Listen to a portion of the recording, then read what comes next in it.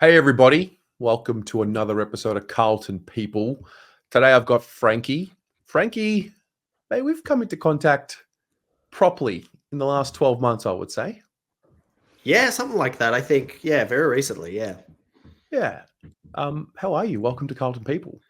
Good. Thanks for the intro. Thank you for having me. Yeah. I'm excited.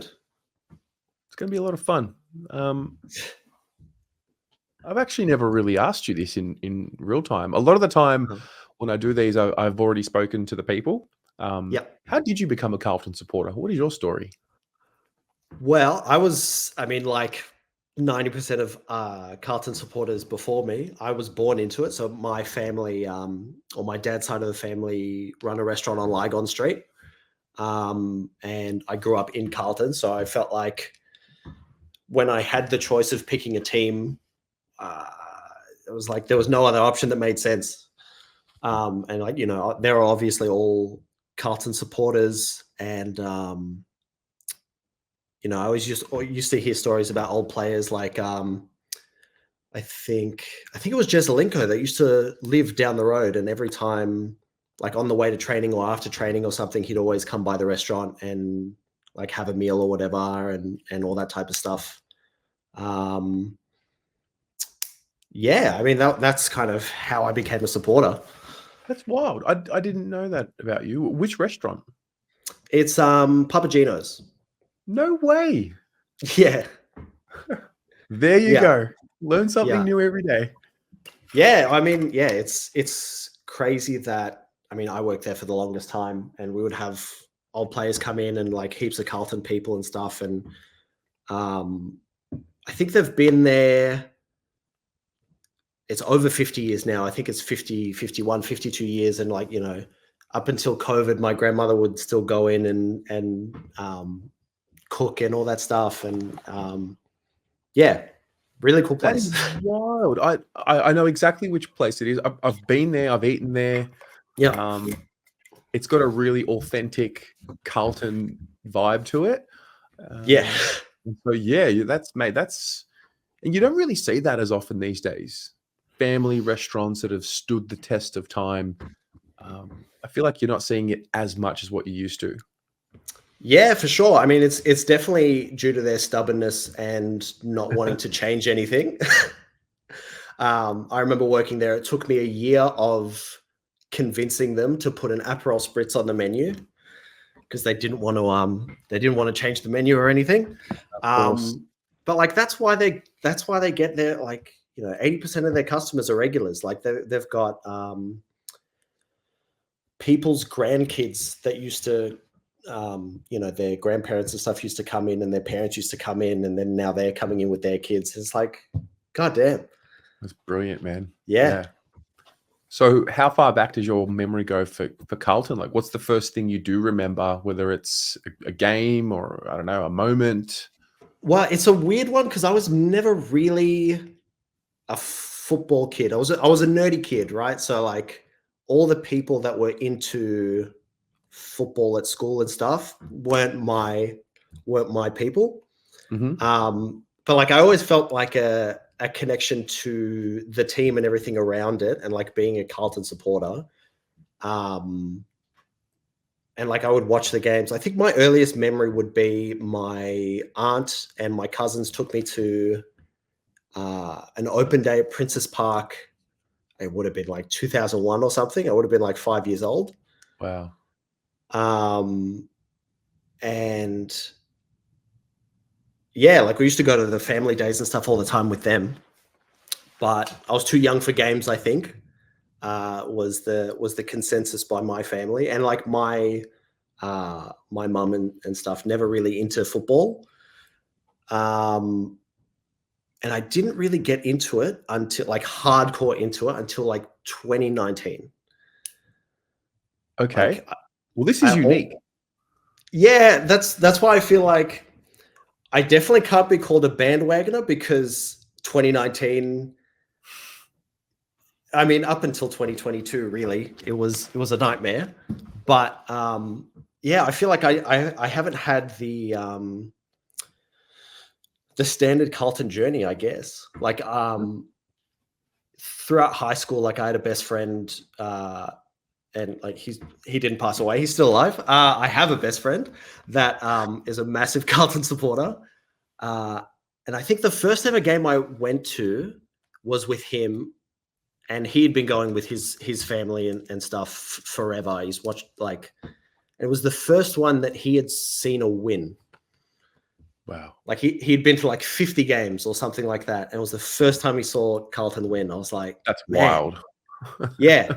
Yeah. It was 2011. I think it was like round 11 against Melbourne. Okay. I had to look that one up. But did we wear light blue Guernseys that night by any chance? Potentially.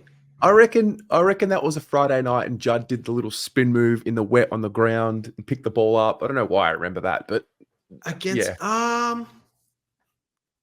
yeah, maybe. All I remember, I was a big Eddie Betts fan. I remember Eddie Betts kicking 2 or 3 goals, and I was like, man, he's the best. So this is fascinating. So talk me through catching the bug. Talk me through 2019 as what you've just said is the year where, you know, you really catch into it and lean into the footy. So what's the circumstances around finding it and really leaning into it? Yeah. So if I'm remembering correctly, so I was like, for a lot of my experiences, like a teenager and like a young adult or whatever, I was very not anti-sport, but kind of like, I don't get it. I don't get sport. And then I don't know how I got onto it, but it's like my thinking process at the time was like, you can't make fun of something that like has been independently created throughout pretty much every single major civilization since the start of time, right? Like, any civilization you look at has a form of sport and sport as a spectacle and like that type of thing. I was like, there's got to be something in this, right? Kind of a thing. And, you know, being like working at the restaurant and stuff, and I always like would always go to the Carlton Collingwood game and like all the big games, all the big Carlton games that I could, even though we were like a basket case, I was still like, this is cool. Like it's a cool spectacle, whatever. But then getting more involved in it, like, I think 2019 is when I was lucky enough to be signed up to get an MCC membership back when I was like, you know, -5 years old or whatever. And so I got it and I was going to give it away. And my dad was like, nah, you definitely should keep it. Like it'll be an awesome thing. So I was like, oh, we'll see where it goes. And that pretty much did it. I was like, I'm gonna make a effort to like try and understand it. Like I'm just gonna go to the Carlton games. I'm gonna go with my friend who's a massive Carlton supporter, and like let's see what happens. And yeah, I don't know, when it gets you, it gets you. It's like, I mean, I understand. I totally understand. I'm just trying to put the pieces together here. Well, I guess the thing that I take most from AFL definitely, and like sport just as a thing, is like the sense of community and being a part of something bigger than yourself, kind of a thing. And it's like, you're part of this, like you're supporting this club, which has been around for, you know, 100 and however many years. You know, you go to Icon Park, it's like, look at those old stands. Like that's where, you know, however many people would have sat, and like you all have the same thing in common. And it's like this, it's almost like this like spiritual experience. If you like, when you buy into it and you allow, like when you allow yourself to be a full supporter. I don't know if that makes any sense. No, it makes complete sense. I think spiritual is a great way to put it. Um, the journey of understanding it is like a rabbit hole that never ends. But Mm. because when you really break it down, like none of it's real. Like this is a made up sport with made up rules and draft pick concessions, like the whole lot. It's all fantasy. Yeah. That part's not real, but the feeling that it evokes and the connection that it evokes is real. So Yeah. this real sense of togetherness and belonging and connection with one another, with strangers, that's real. But the actual sport itself, like it's all made up. Like some people got together and like wanted to have some fun and they made this game, this beautiful game, but it's all fantasy. Yeah. I mean, 100%. It's super weird to think that you've got people's entire livelihoods being affected and like entire industries being propped up and destroyed on the basis of a bunch of cricketers got together and wanted to stay fit during the off season. Like that's nuts. It's insane to think about, like to comprehend, and like how the game's evolved and all this different stuff. But it's like that's what happens when you have mutual buy-in, I guess. You know? Totally. Totally. I mean, and there's sport, there's recreation. And then I mean, if you want to talk about civilization, I mean, we've always sought out and been attracted to entertainment, whether that Yep. be the gladiators fighting, whatever it is. We've always sought that. And I Yep. find going to the MCG like the modern day version of the Colosseum and watching the gladiators. Like I know we're not out there 100%. killing each other, but there is something about it. Like there's so much happening at one time on this Yeah. massive field. Yeah, exactly. And it's like I love introducing foreigners to the game, like especially like I'm Italian and having relatives come over and watch it or whoever. And it's always fascinating to see what their like opinions of it are, like what they think. And it's like it's it's very entertaining to watch, even on your first game. Like you can just watch it and it's like, I don't know what the hell's going on. This is the best thing I've ever seen though. Yeah. And then it's like, okay, then you go through the process of understanding the rules. It's like that. I think that's what happened with me in 2019. It's like I love watching it. Why is everyone shouting ball? Why is this happening? Why, okay, why was what was that call? It's like, oh, it's a kick in. It's like, how do you know that? It's like, well, the umpire does this. And it's like, whatever. So it's like, you know, it it's something that you don't need to understand the game, but for a lot of people, it increases their understanding and appreciation of it. Yeah. But yeah. You touched on some memories there. Do you have Yep. any peculiar memories in this journey so far in your life that really stick out as the core memories, the ones that you'll never forget? I mean, one that's definitely burned into the depths of my psyche is the last round of 2022, Oh, but yeah. that feels too recent. Of dropping out of the 8 against Collingwood, and like I was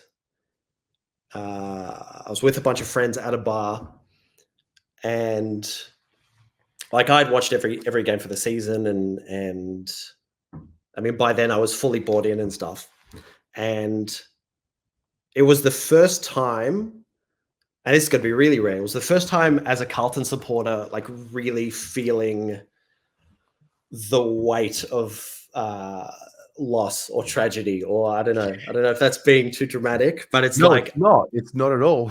It was devastating. yeah, no, like straight up. I remember being with, like, it was a terrible idea because half of my friends were Collingwood supporters and half of them were Carlton supporters, which is a terrible idea. But Shocking.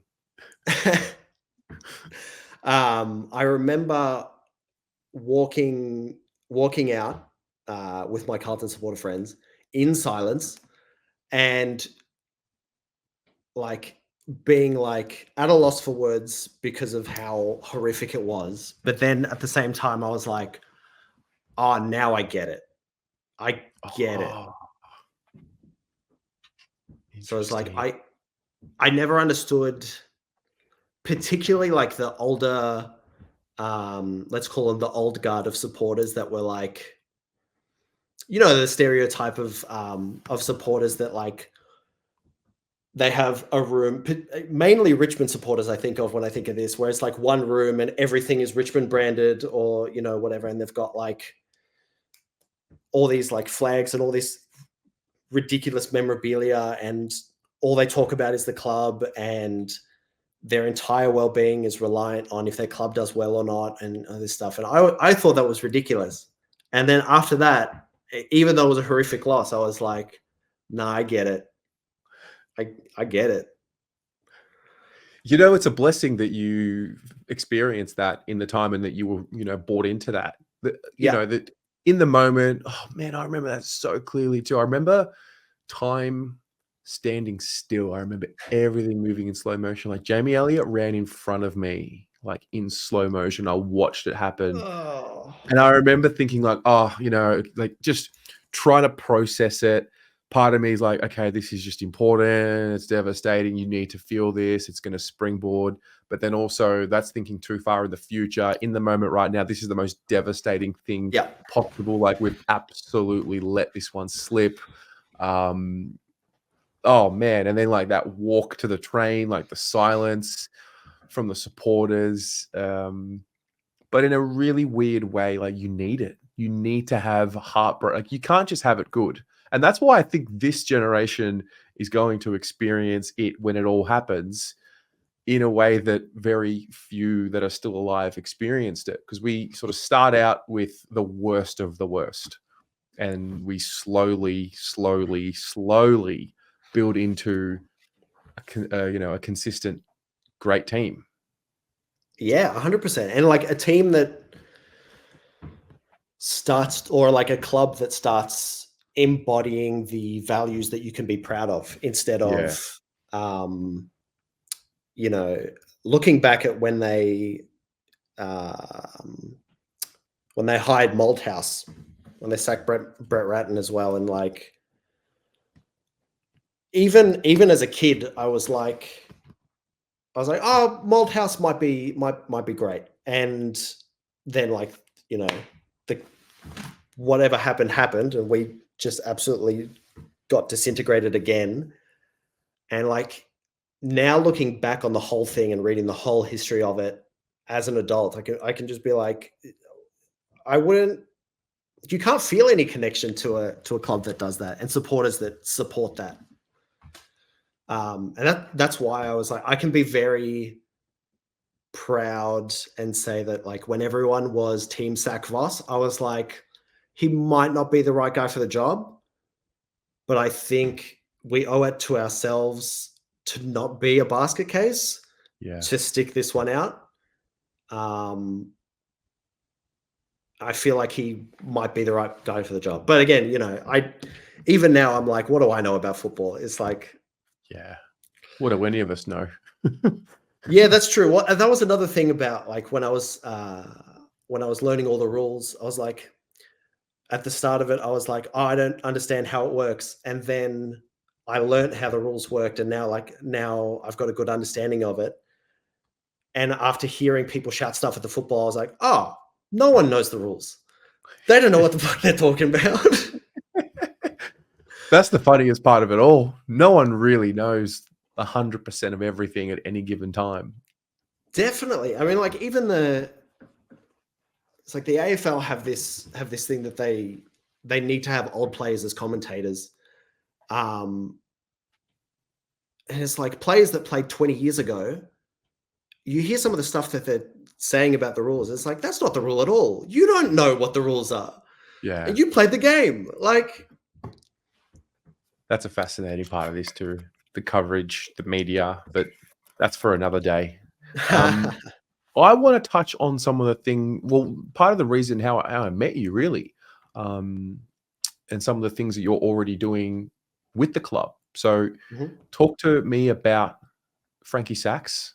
Talk to me about how Frankie Sax began, and talk to me about how you got to play at the front of the MCG, in front of Gate 3. Well, it's a really ridiculous story that I don't even understand how it happened. Where it was like, so I played. I'm a sax player. Very I've good. been playing since I was 6 years old, and went to uni and all that stuff, and lucky enough to do it as my full-time job professionally, and I get to not have a real job and carry on like an idiot for people and make them have a good time and all that stuff. Um, and it was the lead up to Carlton playing in the finals. And um, I've got a friend of mine who completely redid a Mercedes Army truck. Like he bought it; it was basically scrap metal, and he refurbished the thing himself completely from scratch. And we had done a few gigs, like we did Mercedes for the Grand Prix for the F1, and like done a bunch of other outside gigs and the Melbourne Marathon and stuff like that. He's a Melbourne supporter actually, and uh, he hates coming to not that he hates coming to Carlton games, but I'm like, where's your supporter gear and stuff? He's like, piss off. But I literally walked into Icon Park and went to the receptionist and I was like, hi, you guys need entertainment? No, I was basically like, do you have the email of like the entertainment person, the fan engagement person, someone that I could talk to about something? They're like, yep, sure, here you go. And I sent them an email saying, hey, it would be great if we could have some, like, here's options for entertainment for, oh, that's right. It was for the prelim because they were doing that event at Icon Park to watch the game. And I was Right.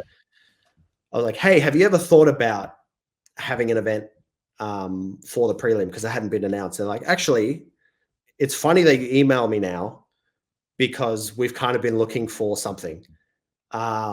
So whether it was written in the stars or a coincidence or just whatever, me and a DJ friend of mine, we play at the prelim event, and then we set up a meeting to talk about the truck and different entertainment options and stuff, and yeah, then we ended up being able to play on the truck for every MCG home game that we've got. Wow. It's a vibe, I've got to say. I appreciate that. It's always hard picking what music suits. I've found for the football. Like, do you go into like super hard party vibes? Do you go into family friendly stuff or whatever? But I think as long as you're having a good time and making it a vibe, it doesn't really matter. 100%. It's like, and I don't particularly care what music we play. It's like my goal is to, as long as everyone else is having a good time and I'm facilitating that, it's like, I'll play Sweet Caroline 50 times in a row. Yeah, right. And, I'll complain about it later, but I still love it. How did you come to be a sax player? What's the, why? What's the why? I don't know. I was that young when I started. I think it was The Simpsons, to be honest. Yeah. So cool. I know exactly what you're referencing. Yeah, and it's hilarious because I never practiced. I always sucked at practicing, and I went through a big, like a long time where I hated it and wanted to give it up. And it's that thing where like your parents force you to do it, and they're like, "One day you're going to thank me," and whatever. And I was like, "Yeah, whatever." And then I started doing it. Starting to want to do it professionally, and like I went to uni for jazz school and stuff, and then they were the ones being like, "Oh, what if you do music and maybe you study law?" And I was like, "See, aren't you wishing you didn't force me to do it now?" But I mean, it all worked out, so that's good. But Absolutely, yeah, it did.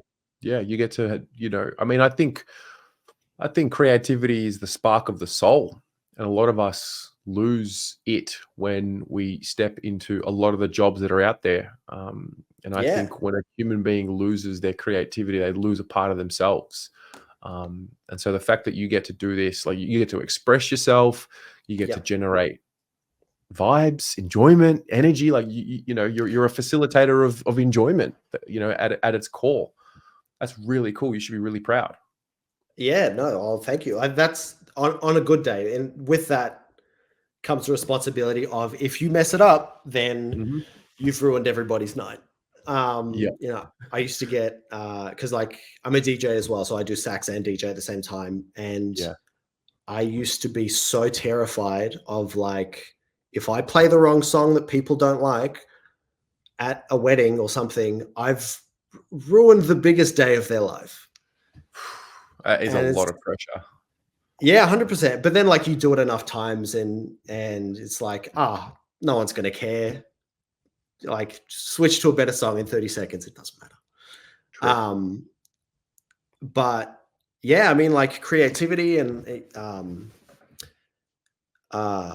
this journey, I guess over the last 3 years in particular, um, and being able to do the truck outside the G and stuff, it gets me to think of like how can I give back to the club and the community and stuff, and like what's my thing that I can uniquely bring to the club, I guess. And it's like, well, um, I'm in the entertainment industry. I've done that for ages. It's like, what's the role of music in supporting a club or in the AFL as a whole and stuff? And it's like you see them do. I was fascinated actually because my friend he's a very old school supporter, despite being the same age. He doesn't want like he doesn't care for any entertainment at the game, and he's like, um, he's very anti the Americanization of sports entertainment that we're getting of like having cheerleaders and having like the kiss cam or whatever, and having like all these things. And he's like, if you want to do that, and like I don't know if he's right or not, but like he's like, if you want to do that, go to a concert. I'm here to watch the football. This is my whole thing. I don't want to be distracted from it. I want to I want this to be the thing. I'm locked in. Like I don't want to hear Taylor Swift. I don't want anything. Just give me the game. Interesting. And I was like, that's fascinating because like I always notice some entertainment things can be really huge, um, and everybody loves it unanimously. And other things will either get mixed reviews or apathy or just be bad across the board. And I think I've like locked into what it is, and it's people want things that contribute and lift up the game as opposed to taking attention away from it. Right. So they like, you know, yeah. The the question is, and I don't know if it's a question or if it's just a challenge. Yeah, the challenge. The challenge is we're never going to know if something's going to uplift the game if we don't try. Yeah, 100%. 100%. We have to be able to have space to try. I mean, I can understand during the game, no distractions, which is fair enough. Yeah. I mean, I personally think one of the funniest things that I enjoy is Oblivious Cam. I think Oh that yeah, is yeah, yeah, yeah, yeah. simple, great. It's not taken away from anything. It's just Yeah. brilliant. It's just like, wow, how long is this person going to take to realize that they're on the screen? I just think it's fantastic. Yeah. But in terms of what you do, and I mean, I actually think you play a really interesting role in the experience more than what you might realize. I mean, I arrived from gate 6, but I come Mhm. around to gate 3. So my Yep. experience is, I mean, it's there's silence apart from the general noise of people walking and talking outside gate 6, 5, and 4. Once you get to 3, I think last year or early this year, I remember I, for whatever reason, arrived from gate 3. Um, Yep. and I remember like walking in and noticing the music and being like, wow, this is a totally different experience walking into the ground. And Yep. sometimes that can set the tone. You can be having a shitty day, you can be having all sorts of stresses in your life. All it takes is like one catchy tune or a goal or a tackle. But for you, Yep. you set the tone before the game even starts to get people in the mood, which is really unique. Yeah, I mean, like, that's definitely the goal. No pun intended. But yeah, I mean, that's the whole idea of, like, my favorite quote that I live my life by, professionally at least, is old jazz drummer. He said, "Music is supposed to wash away the dust of everyday life." Oof, that's deep. Which, yeah, no, I like it. And That's deep. It's it true. doesn't matter if you've had, like, arguments with your family, or like with your significant other or something. It's like, you go, um, it's supposed to make you forget about stuff and make you feel better, and then be better equipped to deal with the stuff you're dealing with. And Yeah, I that's what mean, I think. music's like a free drug. I mean, you are ultimately just controlling the vibrations out there, and um, they enter someone's mind, and that can change their entire perspective on something just with sound. Yeah, If we go deep into sound, which I don't think we need to go in this episode, maybe another time, but yeah. yeah. So back to the team, back to what you're seeing now. We're filming this after round 15, 2024. Hmm. The turnaround looks like it's happened. Yep. The turnaround's happened. Not looks like. This is the turnaround. This is it. Mate, this is a double dynasty team. Yeah. Yeah. What do you make? What do you make of the team? Who do you zero in on specific players that you love? You mentioned Eddie Betts earlier. Do you have that same affiliation with players now that you like watching more than others, or is it just you enjoy the whole team experience? Um, ah, I find it really hard to zero in on specific players, because it's like, it's easy to love the superstars, and it's Yeah. like, it's awesome to watch Charlie kick 5 goals. It's like, yeah, it's also really awesome to see someone who had difficulty breaking into the side, and like someone who just wants to play for the club. Is like, Yeah. seeing Chink Cotter absolutely destroy any person he's put on. And it's Yeah. like, mate, come on. No, it's not getting better than that. But it's like, that looks less flashy. But it's, if kind of a thing. It's like, that's why I go there, Yeah. I love that. type of a thing. It's like, Um, yeah. can't let you go without asking the main question, and that is, which year will the group lift up the cup? I was hoping you would ask me this. Everyone gets it. I thought you stopped for a while. I thought you stopped this Nah, year. nah, nah. Everyone gets the Well, last question. I reckon, and this goes against everything I feel, because you don't want to jinx it, and you don't want to be wrong and everything. But despite all that, and considering all the talks that you and Pommy have been having, I reckon 3 months' time. Fuck. And it's like, But look, I totally understand the being scared of success thing, because yeah, it's something that's felt out of reach for so long. And it's kind of a feeling of, like, I've had this sometimes of, if you're working towards a goal or something and it feels so far away, or like you don't even see a road towards the goal, and then like some weird thing just happens, and all of a sudden it's done, and it's really, really easy.